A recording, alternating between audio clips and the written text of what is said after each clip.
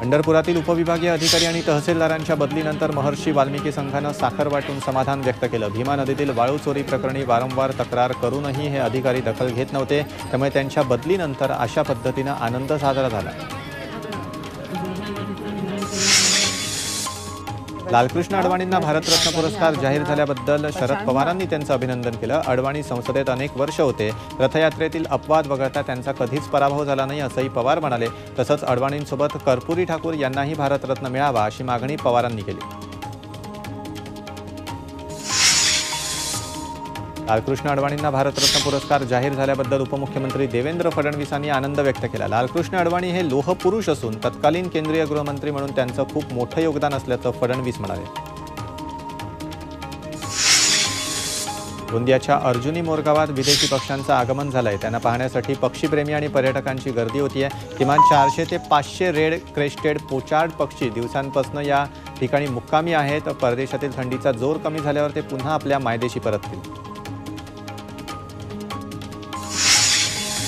रत्नागिरीतील राजापूरमध्ये कात्रा देवीची यात्रा मोठ्या उत्साहात पार पडली। या यात्रेला लाखो भाविकांसह लोकप्रतिनिधींनीही देवीचं दर्शन घेतलं।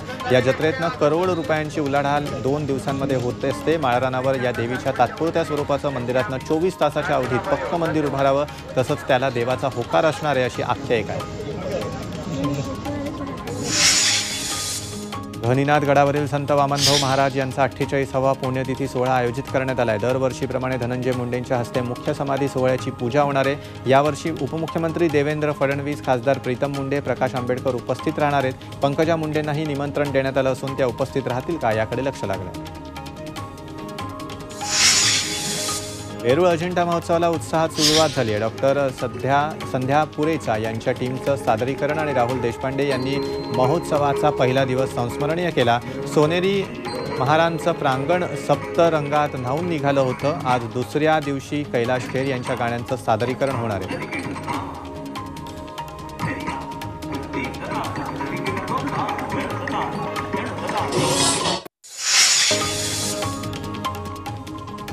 विशाखापट्टणममध्ये दुसऱ्या कसोटी सामन्यात इंग्लंडचा पहिला डाव 253 धावांवर आटपला। भारतीय संघाकडनं जसप्रीत बुमराहने 6 बळी टिपले तर कुलदीप यादवनं 3 गडी बाद केले। त्याआधी भारतानं पहिल्या डावात 396 धावा केल्या। त्या बळावर आता भारतानं 143 धावांची आघाडी घेतली। गोधरा ॲक्सिडेंट और कन्स्पायरसी सिनेमाचा टीझर रिलीज झालाय। 2002 मध्ये गुजरातमध्ये झालेल्या गोधरा हत्याकांडावर हा सिनेमा आधारित आहे। तब्बल 22 वर्षांनंतर ही कथा मोठ्या पडद्यावर पाहायला मिळणार आहे। हा सिनेमा 1 मार्चला प्रदर्शित होणार आहे।